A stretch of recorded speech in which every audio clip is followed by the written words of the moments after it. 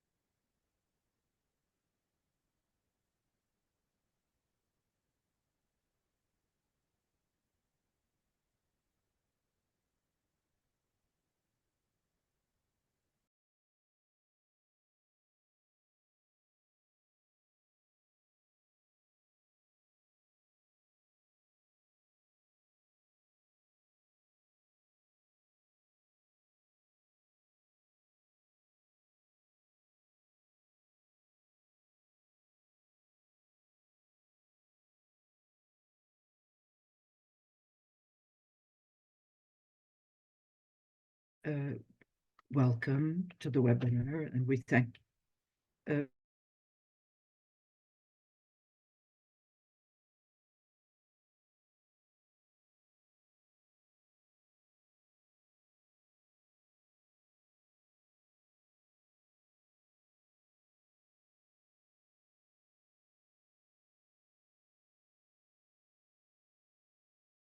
you can defend your rights and participate in the process. You will also have an opportunity to ask our panelists questions. We ask that you please use the Q&A function at the bottom of the Zoom screen to do so. To begin, we would like to take some time to respectfully acknowledge that our office located in Ottawa is on the unceded, unsurrendered territory of the Algonquin Anishinaabe Nation. Before this land was a city, it was and remains a place of the Algonquin Anishinaabe people, whose presence here reaches back over 8,000 years. As settlers, it is our responsibility to educate ourselves on the history of the First Peoples, to learn how to be respectful of their cultures, to acknowledge their pain and our part in it. This journey of understanding is uncomfortable, but part of discovering our past and how we continue to benefit from it is the duty to grow and to change in order to want to do better.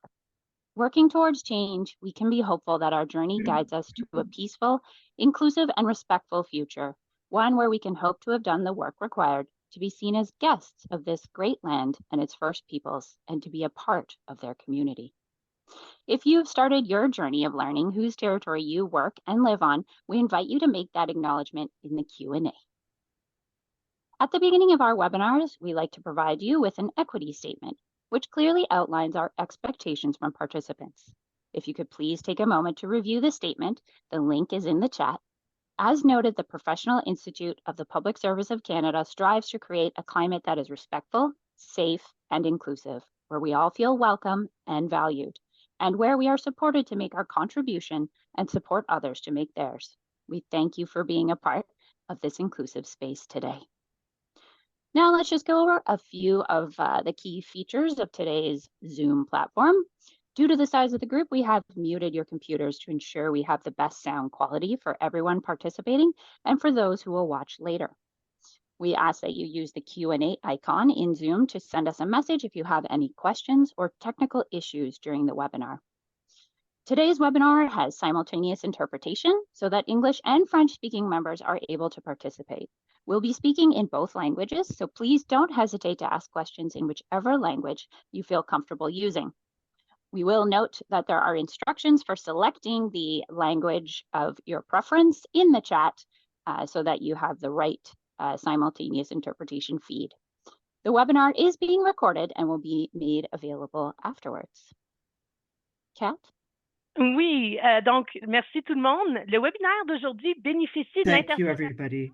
We have simultaneous translation available today for the webinar. So don't hesitate to ask the questions in your preferred language. The webinar will be recorded and it will be available to you after this session here. Would you like to know how the instructions for access to the translation is on the chat box? Discussion. We are lucky to have the Director of Collective Bargaining and Compensation Services, David Yazbek, with us. Hi, David. The manager for, oh, sorry, interrupting you. The manager for the National Policy Office, Christine Poirier. Bonjour. And of course, your PIPS president, Jennifer Carr. Jen, would you like to start us off today?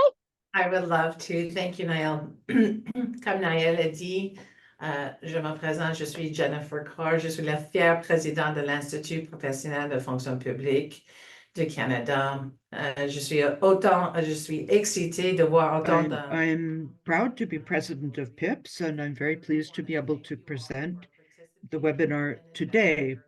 This core issue for many of our members. We can really only make change if we work collectively together, and that's why we're here. I want to be clear that the Professional Institute also represents essential workers, and while we are making this fight for a modernized hybrid work, that we do also recognize that there are people who work for us, and we are also fighting to make sure that they have the tools and technologies that they need to do their jobs. But why are we here today? This is not about an extra day. This is about the future of work. It's about having a modern and inclusive and effective federal public service, one that meets the work needs of the government, but also strives to have the best and brightest of the federal public service. You know, during the pandemic, we had this opening, this awakening that allowed people to work remotely, to have work-life balance, to provide services to Canadians from wherever they lived in the country. And, you know, I really want to make sure that we continue to have that diversity of this country. We also had people who were able to find inclusiveness based on their disabilities or their family life balance, where they felt more productive in the workplace, and we need to make sure that that continues. And I would be amiss if I didn't also talk to you about the regional disparities that are happening with this return to office policy. You know, everybody should have access to jobs that are good paying and fulfilling jobs in the federal public service. But you need to be able to have access to those jobs. So I'm also very cognizant that, you know, the pandemic opened up some of those glass ceilings, those regional glass ceilings. And some of you now may be stuck in areas where you can't grow anymore in the federal public service. So for us, since the very beginning of this, the Professional Institute has been promoting presence with purpose.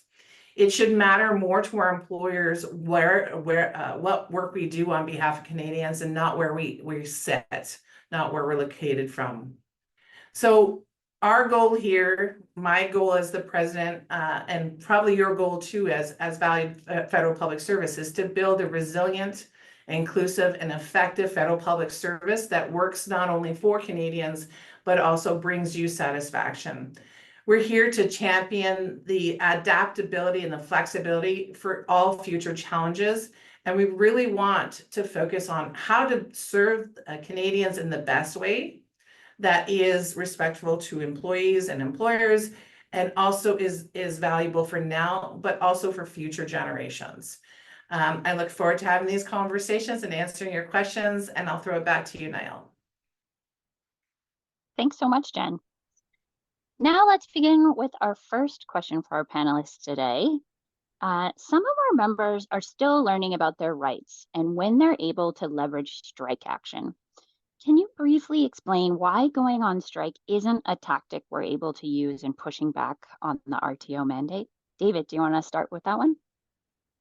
Yes, thanks, Nell. I'd be happy to do that. I know there's a lot of questions around this, and just to start, what that means is that people are really interested, engaged, and ready to fight. I know that people want to do this, and I'm happy to hear that.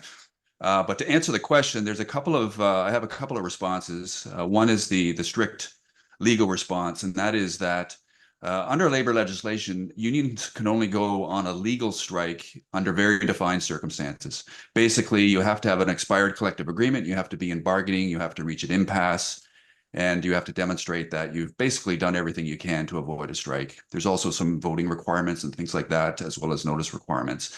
None of that applies at this point right now for the folks that are governed by this. So that's the short answer. The other thing that we have to be careful with strike activity is that it's defined very, very broadly.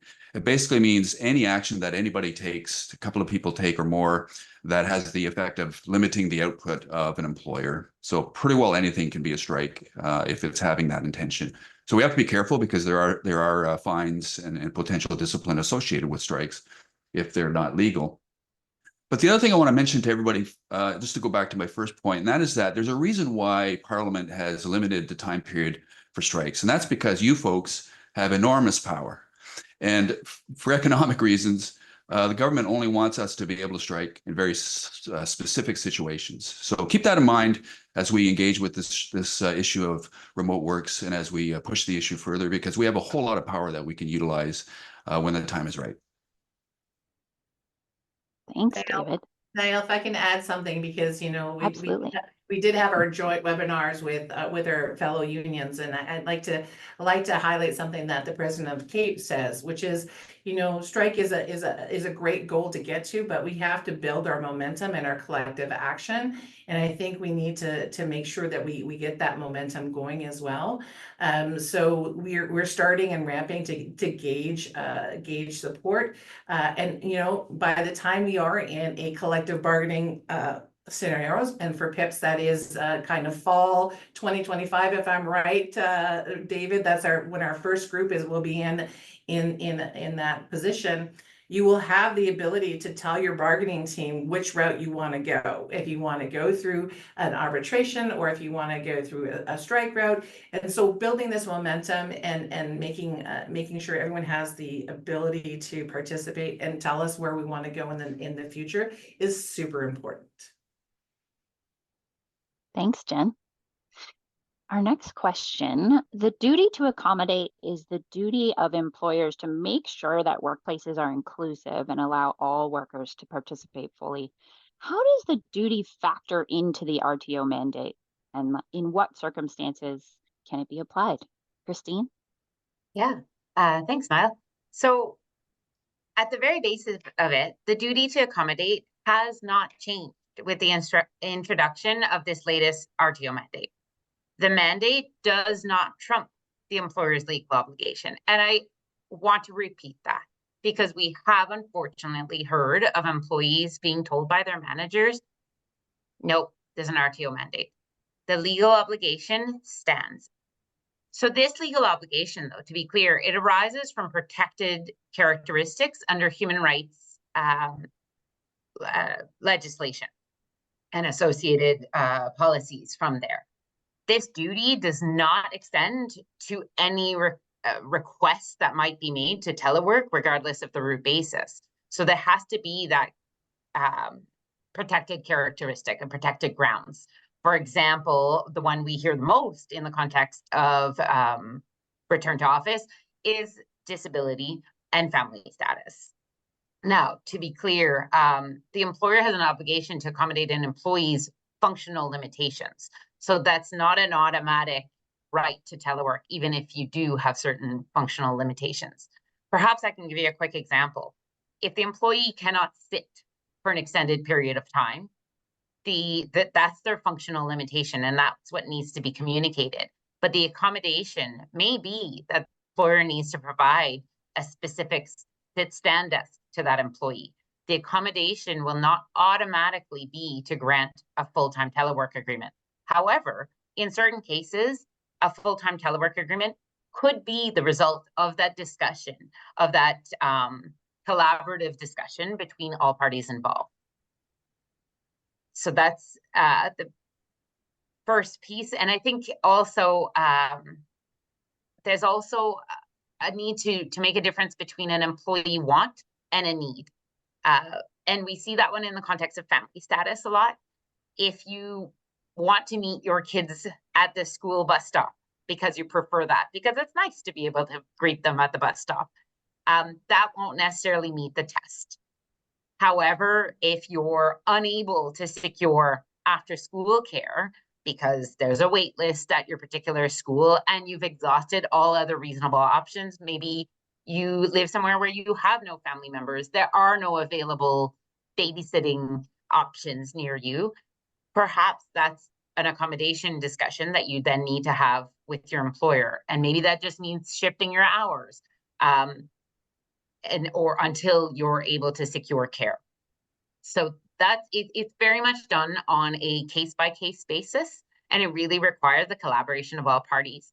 We do have a lot of information on our website, on our Know Your Rights section, and frequently asked questions on RTO. But we also encourage you to reach out to your stewards for further information. They're a wealth of information. And I'm gonna jump in there, Niall, because I do. that's my passion, right? Duty to accommodate is what was my bread and butter before I was president. It's still something that I'm very passionate about. One of the things I want to say is, we're following social media, we're following your requests, and the biggest thing I want to tell you is that if your employer says no, get it in writing. Make sure that you have a trail so that we can then come and fight for you. If you've been told no, come and talk to a steward, come and talk to the Institute. But most importantly, I want you not to get stuck in this loop of providing more and more medical information. You have the obligation to bring your limitations to the employer. And if the employer needs more information, the employer should be able to help you get that. So it is very important from a perspective, and I've done this many times, to get somebody who is knowledgeable. Your doctor, your physician usually is not in the best position to talk about functional limitations. Request that an occupational therapist be engaged so that they can understand your needs. So if it's musculoskeletal, we have, kinesiologists or people who work with bodies. If it is, a mental health issue or a neurodiversity issue, ask for an occupational therapist who is trained in understanding ADHD or other neurosensitivities.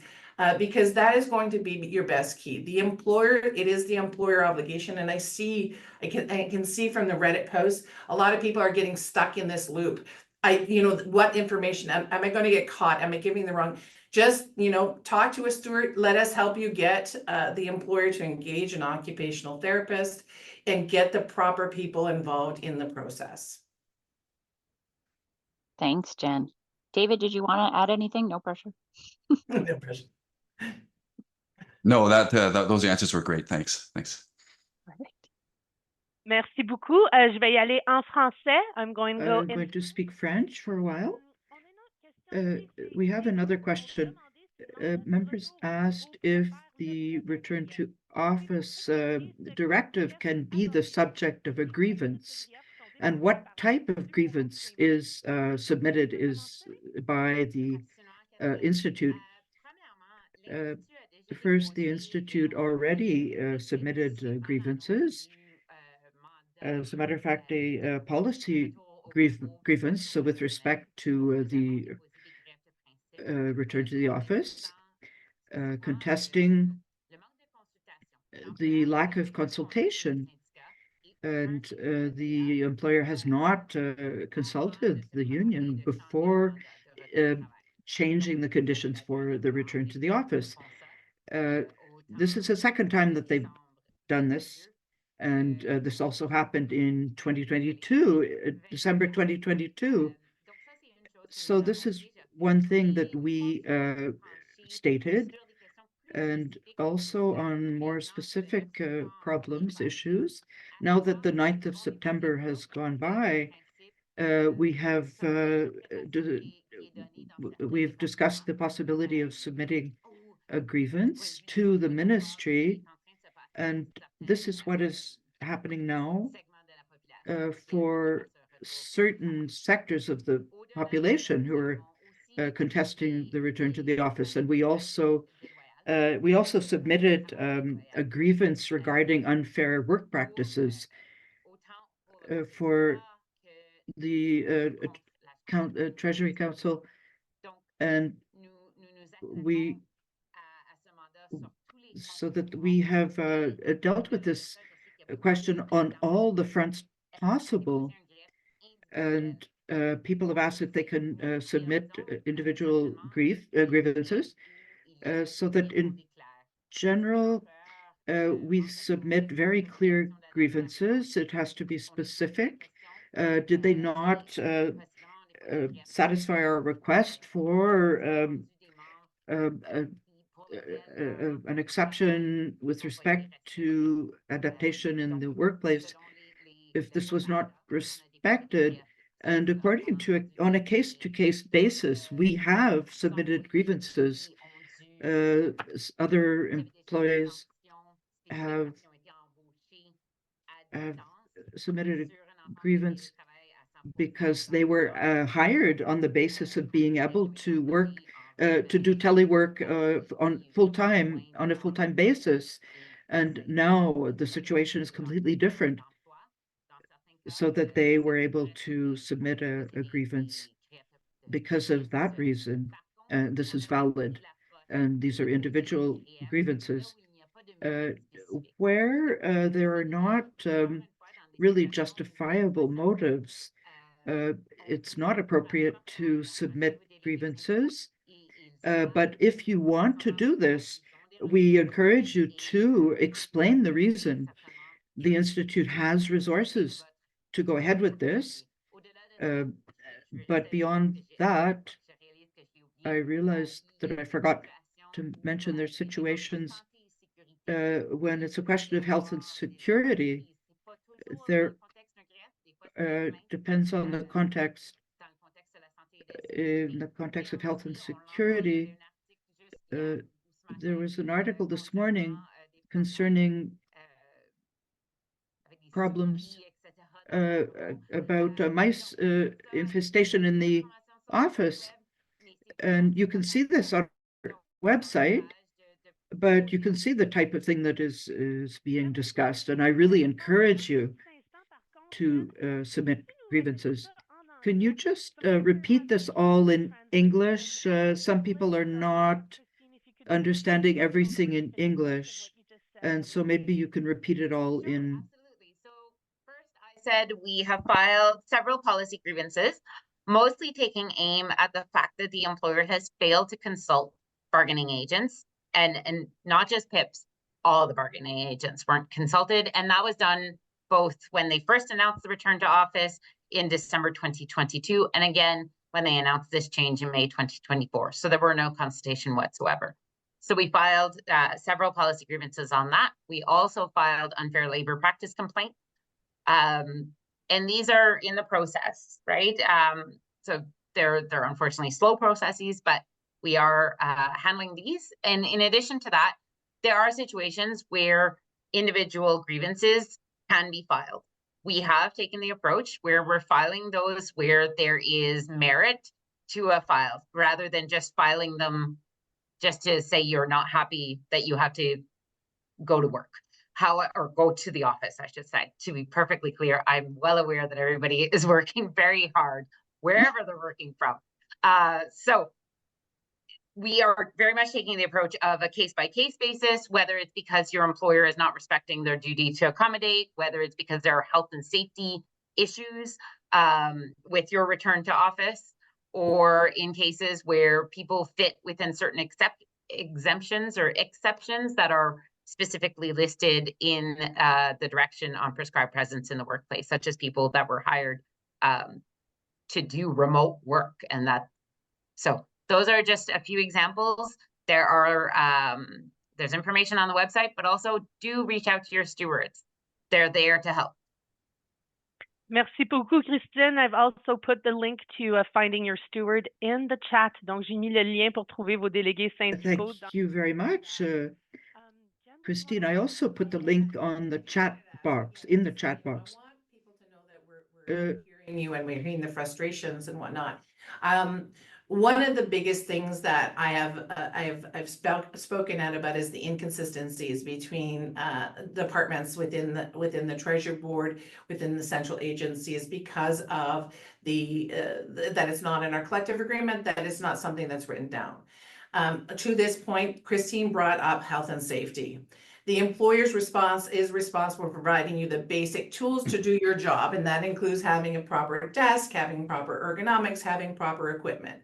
So if you are being asked, like many people are telling me, to go into an office and there's no desk, I want you to take those levers, and it's not necessarily a grievance. It's a health and safety complaint, or it's putting it back on your managers. I think one of the biggest pressure points that I feel from our members is that everything seems to be downloaded onto you to do and fix. And this is an employer's responsibility. So at the higher levels, those are the conversations that I will be having with Treasury Board. Informally, that's where we're putting emphasis when we talk to media, is that this isn't about just not wanting to return to the office. It's about having basic tools, the internet, being spotty. So we have all these other levers that we need to use. You just need to be engaged and informed and help us make those fights and those arguments. And Christine works with all of our departmental consultation team presidents, and it's important that we get all that information so we can put pressure on those departments that are not meeting the minimum obligations. I can add one last thing. Email your managers. If you show up and you don't have a desk, email your manager. If you don't have a chair, email your manager. If there's no monitor on the desk you're at, email your manager. The more we tell them of these problems, the more that will creep up. The managers will tell the directors will tell their DG, and so on and so forth. They need to be made aware of these problems. If you show up and your desk is full of somebody's day-old Kleenex, email your manager, because they need to be aware of these problems. Just a quick add on that, there's a post on our social media account to add those pictures or to DM PIPS if you do have some wonky office situations. We need to hear those stories to be able to fight for you and help you get some successful results at the table. Sorry about that. Go ahead now. Thanks, Kat. The next question we've got, we've seen a lot of inter-union rallies, town halls, and petitions used over the last month and more. We're just wondering, what's the value in creating an inter-union coalition, and how does that play into our efforts in pushing back against the RTO mandate? Jen, do you want to kick us off on this one? Yeah, solidarity matters. It really does. My friend David here talks about, having power at the table. And when we have more collective voices, that means that we have a bigger message. We have this inter-union play. We've had we've adopted the forest green color for all of the unions, and we've adopted a common hashtag, which is remote works. I think it's very, very important that this is a solidarity issue. It doesn't affect just PIPS. It doesn't affect just PSAC or CAPE or ACFO. It affects all workers, and we have to, harness that power. When we harness that power, we are able to amplify the messages and to stand strong beside our sister unions. I mean, we did that with the PSAC rally. Thank you again for all those members who showed their solidarity with our sister union. And I'm gonna be frank with you. Treasury Board is noticing that we are working together. One of the most common tactics to break down workers' rights or momentum is to divide and conquer. And when we show that we are standing shoulder to shoulder with the other unions, that we have that power. So the cross-union solidarity, I need you to show up. I need you to show up at a PSAC rally, a PIPS rally. Do a lunch and learn with others if it is offered. It means also that we are sharing all that knowledge, all those resources, and all those strategies. So we're not depleting. We are amassing those resources and benefiting from the effectiveness, but also the solid messaging to go forward. And I'm sure David wants to add, because solidarity. Yeah, thanks, Jen. Just going over my own notes, I think you touched on all the points I wanted to touch on, but I do want to say that when the PSAC was on strike in the spring of this year, we and other unions supported them, and that did not go unnoticed, both by the other unions, but also by the employer. Let's be clear, employers benefit by dividing and conquering workers. That's a fact. And so if we can engage in this kind of inter-union solidarity, it's going to help us now, but it's going to help us in the next round, because in the next round, we're going to need as much pressure as we can bring to bear on the government in order to achieve the goals that we want to achieve, which ideally will be collective agreement language on the issue of RTO. Thanks, David and Jen. I'll pass it back to Kat. Hello, hello. Just give me a second. There's a lot of questions coming in the chat. I just want to remind folks there will be a question period soon. So if you do have questions, please use the Q&A tool in Zoom to send your questions. Je vais y aller en français. I'm going to speak in English now. What are the tactics that we've used and that we will be using to carry out our combat in a justified manner? As Christine said, we have submitted grievances to the employer about the lack of consultation by the employer. We also submitted grievances about disloyal practices, about unfair practices in the workplace. We sent 7,000 letters to Minister Anand, and if you already didn't sign the petitions, there are petitions on the website that you can sign, and we ask our colleagues to sign. We also have digital tools, for example, the Zoom background, the screen background that has a solidarity message for employees, and to emphasize that it's our right to contest the back to office directives. And all people who go on the site can see this message. And that we will continue this fight. I encourage you to stay up to date by following our social media or reading the emails that come out from time to time, and take part in any of the actions that we're asking you to do. Because together with the support of our sibling unions, we're going to fight the same fight, and we're going to be stronger together. I said this recently at our PIPS specific rally on September 5th. It's really important. We may not win this today. We may not win this tomorrow, but what we need to do is to stay engaged so that we can keep fighting and win this for the future. It is something we have to embrace, the future of work, and we have to make this a right for all workers. And I think that's my answer there. Great. Thank you so much, Jen. We have put the link to the Zoom. Thank you very much, Jen. We've put the link for the Zoom background, the screen background message, and other digital tools that are available, so you can download those. The last is a big one. Will RTO be a core issue in the next round of bargaining? And how can members make it a priority and really get involved in that process? I'll let David start us off on this one. I'm not sure if that's a rhetorical question, because it will be an issue in the next round of bargaining, as far as I'm concerned. It's obvious why. I think all of the things that we've been touching on today demonstrate that there's a need for collaboration and consultation and agreement on how people should be returning to work, and even if they should be returning to work. But in terms of the next round, as Jen mentioned earlier today, in terms of our core groups, we're looking at starting the collective bargaining process again in late 2025. So that's the time at which one of our groups will be out. The IT group will be in a position to start bargaining. But for all of our groups, this is the time now, from now until then, to start preparing. And all of the information that we've talked about today, all the examples that we have of flawed application of this directive, everything that the employer's done that's really harming our members, it's important to have information about that and to share that information among our members, because that's the kind of information that goes into the process for developing proposals at collective bargaining. At the end of the day, what we want to ask for at the table is driven by what you, the members, want.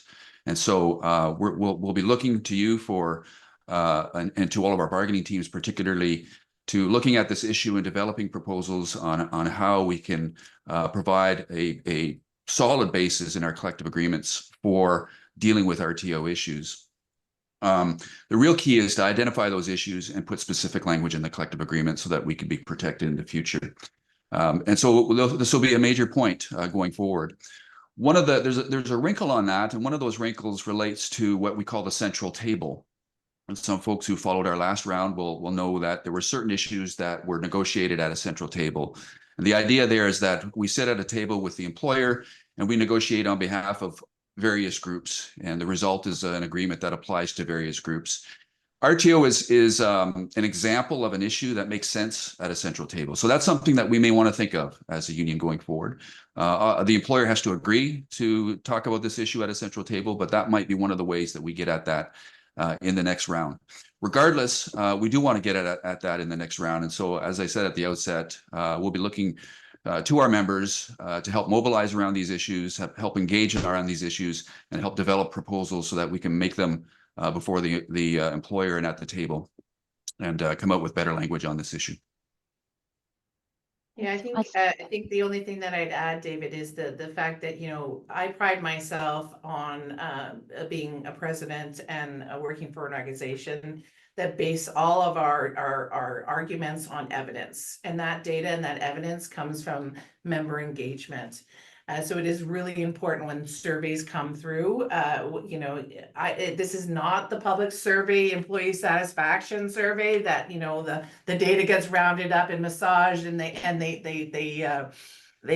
spin the truth that they want. We use our matrices very efficiently, and Treasury Board does notice that. So if you do see surveys coming out for return to office about matrices and you know, inconsistencies, fill those out. I cannot stress that as much. Put as much information as you can in those surveys to help guide us with our discussions with Treasury Board. And again, get engaged in any way that you can, whether it be through a local, you know, a subgroup or a branch, you know, have your voices amplified. You know, I think of this as, you know, the next fight for professional workers, and it is not it's not a difficult fight, but we need those numbers. We have been engaged for our talents, for the brains that we have, for the analyses that we do, and it really should matter. That should be what matters most to the government for the value that we bring to Canadians.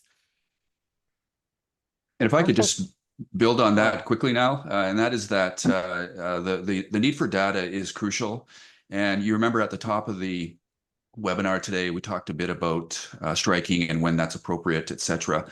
And we also mentioned the fact that in late 2025, when our groups start bargaining in the core again, many of us will have to make an election about whether or not to use the strike route or the arbitration route. In both cases, it's extremely important for us to have data that supports our position.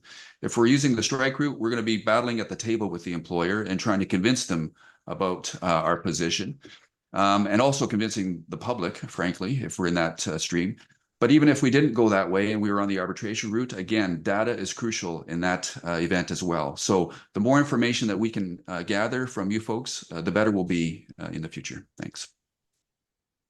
Thanks so much. A big thank you to all three of you, Jen, David, and Christine. Lots of great information for our members on RTO. Before we get to the question and answer period, there are lots of questions. We'll go through as many as we can. We just want to do a quick RTO feedback poll. So feedback polls are optional and the results will not be shared with participants. Your participation will really help us gauge how you're feeling about our RTO actions to date and assist us with our future RTO efforts. So you should see that poll on your screen now. We'll give folks a moment to answer those questions. If you don't see the pop-up, it could be because your computer's settings block those sorts of pop-up windows.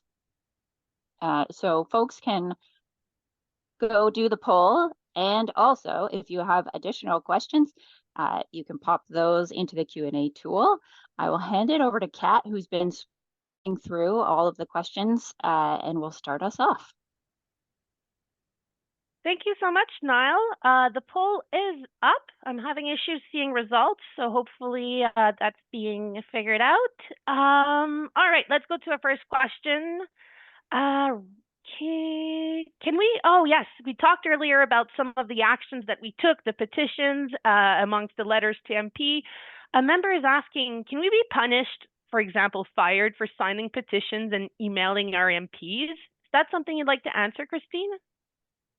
Absolutely. This is not the first time we've heard this question. And no, you can't. These signing a petition or emailing your MP these particular petitions, I should say, is not against the Code of Values and Ethics. And so if you are threatened with discipline, please reach out to your regional office. We will assist you with that. Yeah, I think it's very, very important that we understand that we are still citizens. We are public servants, but we are citizens, and you still have all the rights of citizens to engage in the political process. Thank you so much, Christine. Thanks, Jen, and thank you for your question.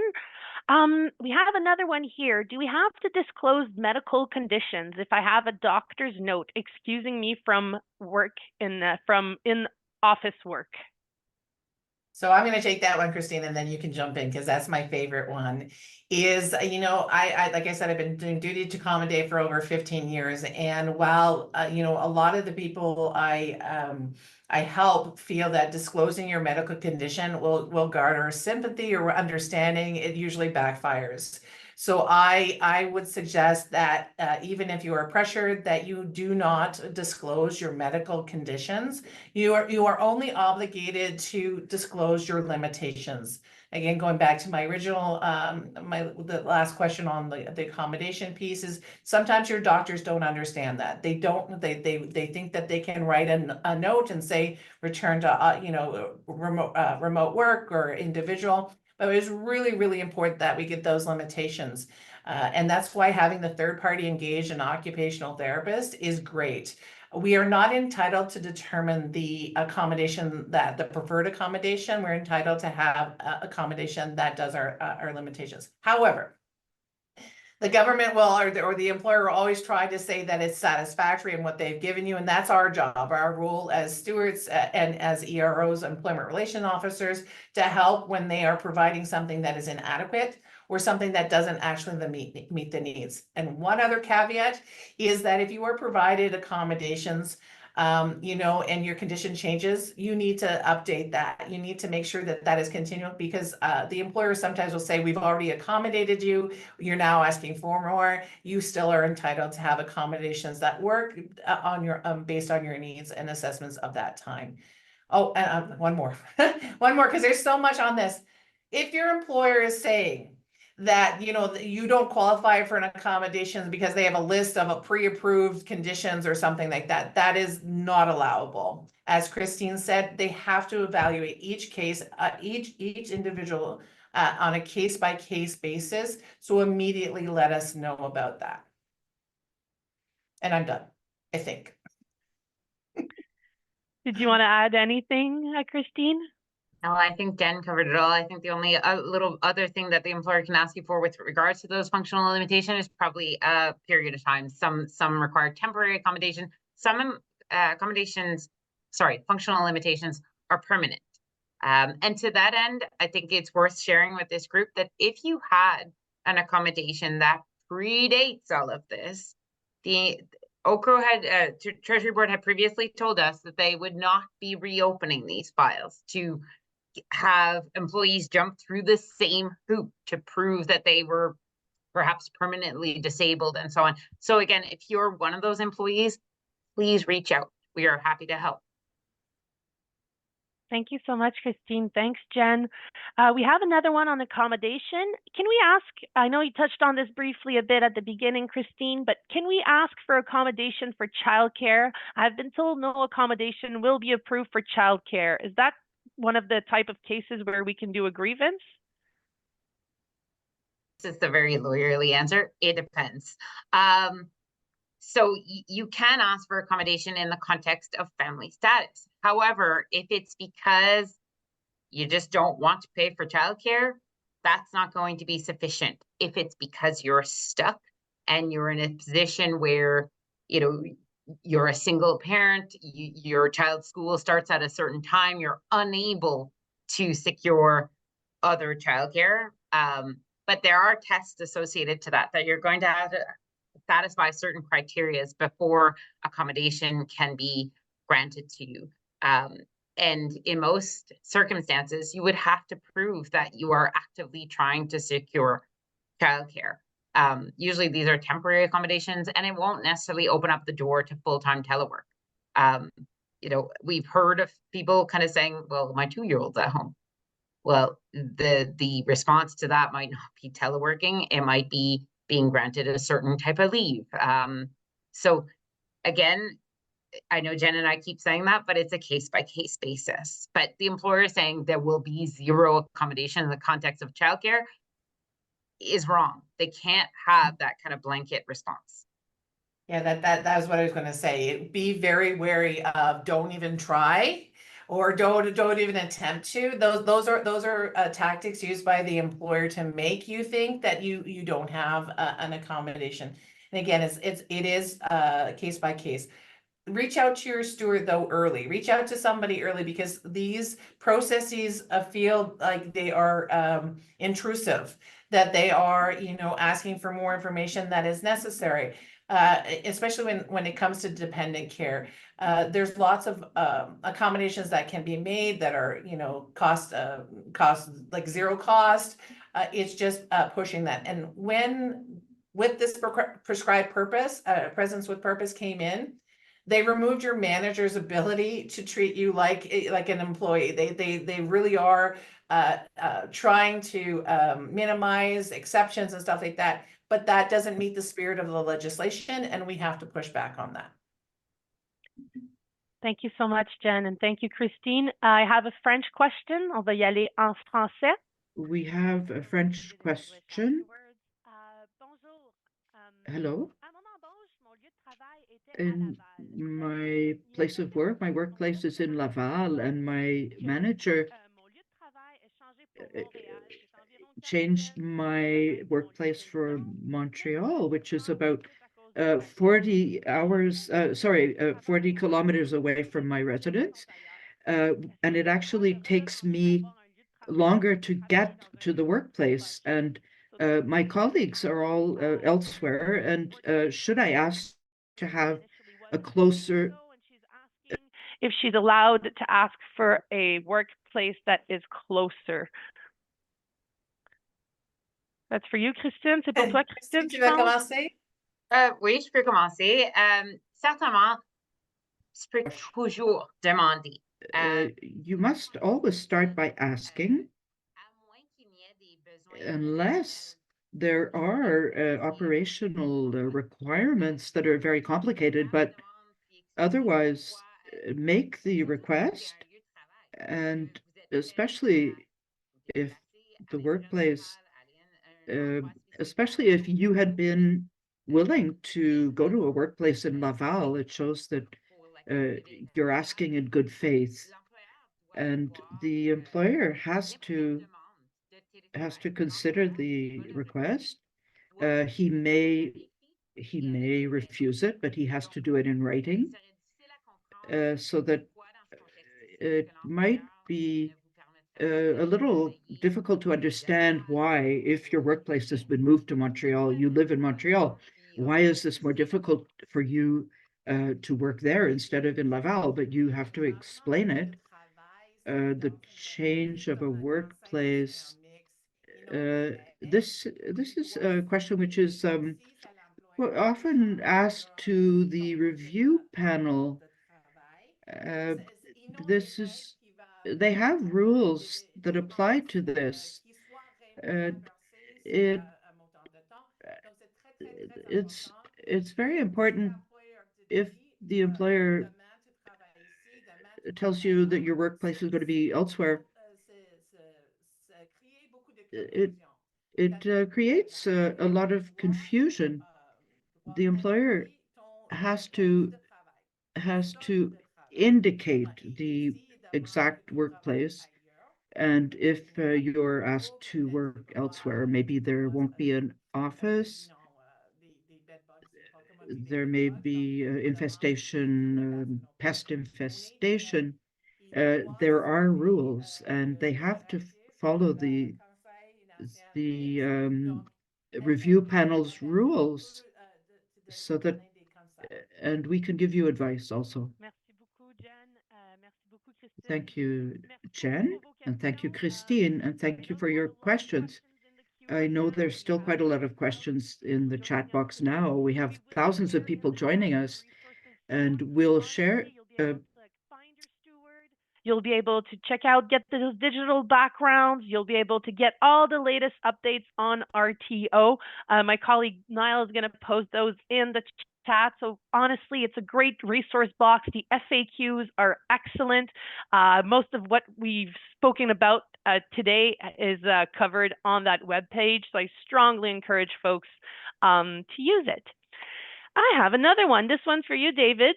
Can Mr. Yazbek expand on any difference between work to rule, example, only fulfilling your contract, versus strike? Is anything that limits the output of the employer? Thanks for that. I saw that one in the chat, in the list of questions here. It's a good question. I'm going to read you a bit of the definition in the legislation because it gives you the best answer to it. A strike can include any other concerted activity on the part of persons, like people who are working, that is designed to restrict or limit output. So when you think about a work to rule campaign, the logical and reasonable response is to think, well, all we're doing is we're following the rules. These are the rules that we've agreed on, or the rules that the employer has established. But what a labor board will look at is, well, what's the whole purpose of insisting that you work to rule?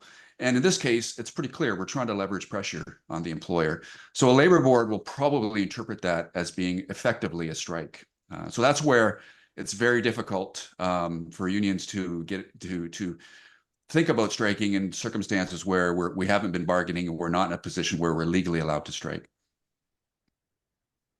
Thank you. I'd like to add though, David, like asserting your rights, like under health and safety complaints, that's not work to rule, right? No, Asking your employer to give you the basic tools for you to do your job, that's not work to rule. So there's a fine line, but asserting your health and safety rights, asserting, the employer, giving you basic tools, we need to make sure that they continue to do that. Thank you so much, David. Thank you so much, Jen. All right, so our next question here is, what happened to the fact that the employer agreed as part of bargaining to create a committee to evaluate on a case-by-case basis the employee's exception to RTO requests?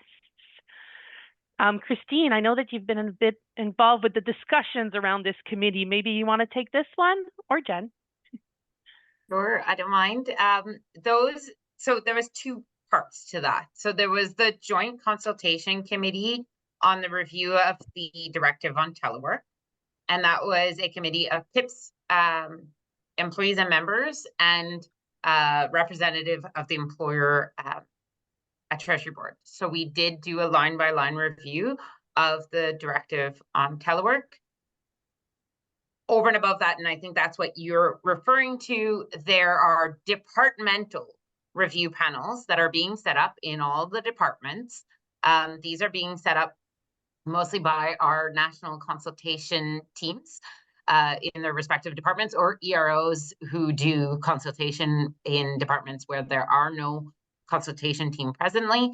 And the goal of these review panels is that where exemption requests are denied and there are grounds to file a grievance, after the second level of the grievance hearing, or before the final level anyways, the employee or the grievor can choose to refer their request for telework and the subsequent denial to this review panel that will be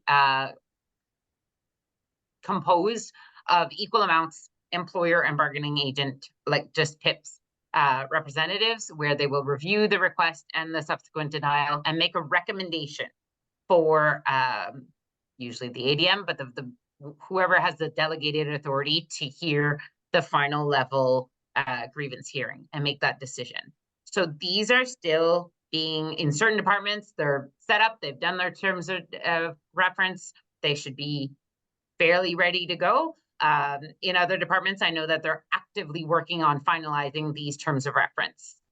So they're still there.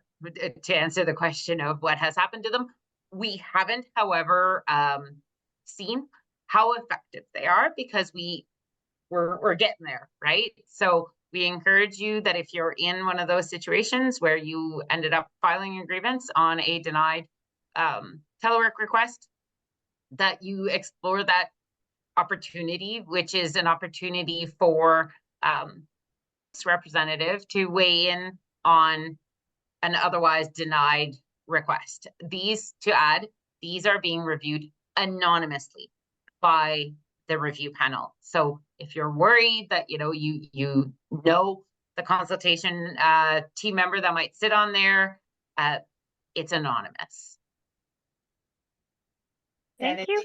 I think on the political front, because that's where I sit too, we see a little bit of linguistic gymnastics happening by Treasury Board, because they want to work on the directive on telework, which is not a component of the prescribed presence in the workplace.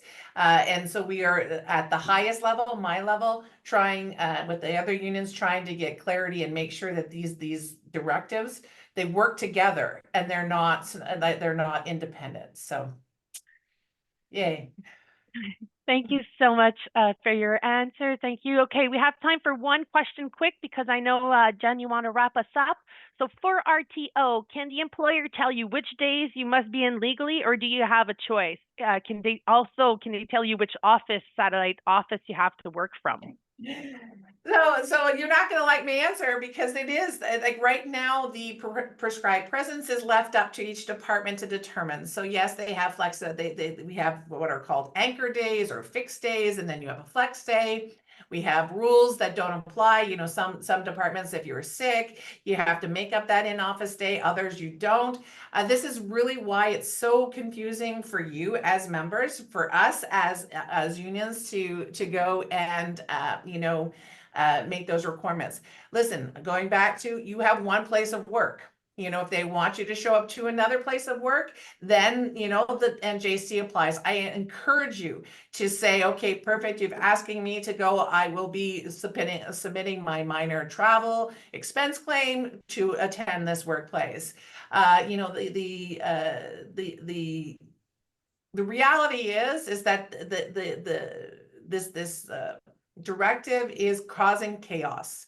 We need to reduce that chaos for you, and the tools that we can use is to leverage what we have and put political pressure. I wish the answer was simple. It is not, and it is. But the best advice I can give is reach out to a steward. Let's have the real conversation. Don't rely on your manager. I know that there's team leads who are saying, well, we're going to move to this location today because it's closer to Bob, and we're going to move this one to Sally's location so that it's fair and equitable. But it's not fair and equitable for those people who have disabilities, for those people who have caregiving needs. People have to pay for parking or transit. It is creating more chaos than is necessary, and we need to be aware so we can bring those up at the highest level. Thank you so much, Jen. And thank you to all the panelists and everybody who submitted your questions in the chat. There's also a link if you have more questions or some we haven't had time to get to today. But again, the RTO webpage on the PIPS website is a great one-stop shop with all the resources that you need. I will let it to you, Jen, to close us off.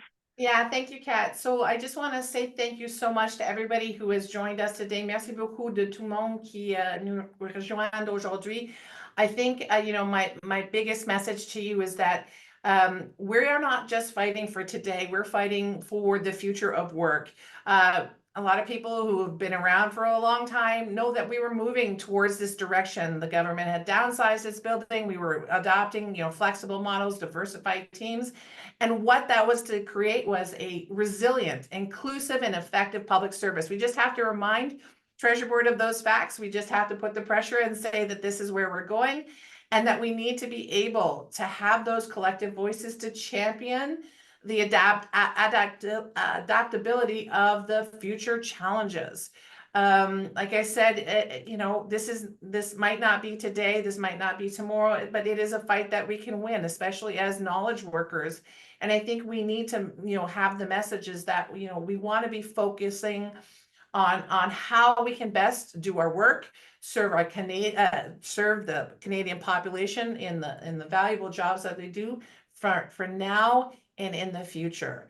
And so on that, I do, again, I'm going to reiterate, do not rely on your manager for the answers. Do not, if you see a fact sheet, if you see a comment, send it in to us, reach out to your steward. And hey, if you are so motivated, how about join us? How about become one of our activists and become a steward? Join our movement so that we can have more collective, diverse voices, you know, helping us push this message to the employer and into the future. So thank you again, merci beaucoup. And if you know colleagues who weren't on this webinar, when it is available, please send it over to them. Perfect. Thanks so much, Jen. Merci à tous nos participants à notre webinaire aujourd'hui. Thank you so much for the webinar, for participating in the webinar. Activities and see your names in some of our digital actions as well. Please do check out our website. Lots of information there, a really great FAQ section, which we will be updating with some of the questions from today's webinar. We saw some repeat questions, so we'll add those to those FAQs soon. And there will be a recording of this webinar for folks who weren't able to participate, and so we'll be sending that out as well. So again, thank you, everybody, and I hope you have a great afternoon.